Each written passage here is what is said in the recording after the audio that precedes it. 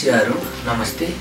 म पूर्वेली गाउँले सदाझै आज पनि एउटा गजल वाचन गर्दैछु। गजल यस्तो छ। के गरेर शान्ति मिल्छ भन्नुहोस् न हजुर, के गरेर शान्ति मिल्छ भन्नुहोस् न हजुर, कि सहेर शान्ति मिल्छ भन्नुहोस् न हजुर, के गरेर शान्ति मिल्छ भन्नुहोस् न हजुर, कि सहेर शान्ति मिल्छ भन्नुहोस् न हजुर। मार्ने मर्ने खेल खेल्दा त्यसले जनसङ्ख्या, मार्ने मर्ने खेल खेल्दा त्यसले जनसङ्ख्या, मार्ने मर्ने खेल खेल्दा त्यसले जनसङ्ख्या, कि घटेर शान्ति मिल्छ भन्नुहोस् न हजुर।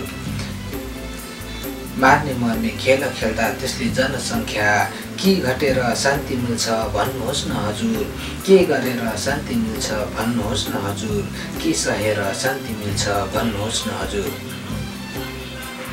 शोषकी र सामन्तीको शासन सत्ता अझै, शोषकी र सामन्तीको शासन सत्ता अझै, शोषकी र सामन्तीको शासन सत्ता अझै, कि बचेर शान्ति मिल्छ भन्नुहोस् न हजुर।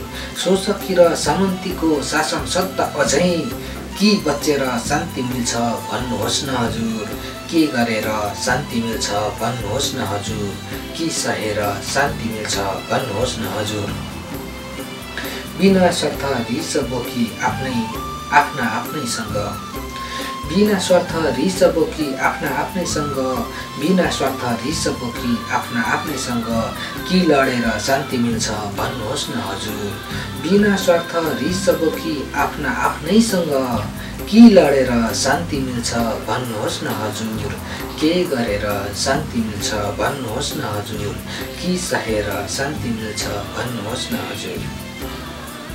निस्वार्थले लड्न खोज्ने इमानदारी जनता, निस्वार्थले लड्न खोज्ने इमानदारी जनता, निस्वार्थले लड्न खोज्ने इमानदारी जनता, कि ढलेर शान्ति मिल्छ भन्नुहोस् न हजुर।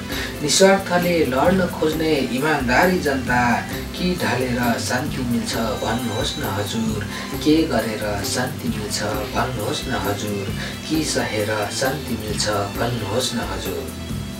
धन्यवाद। स्याहारो नमस्ते।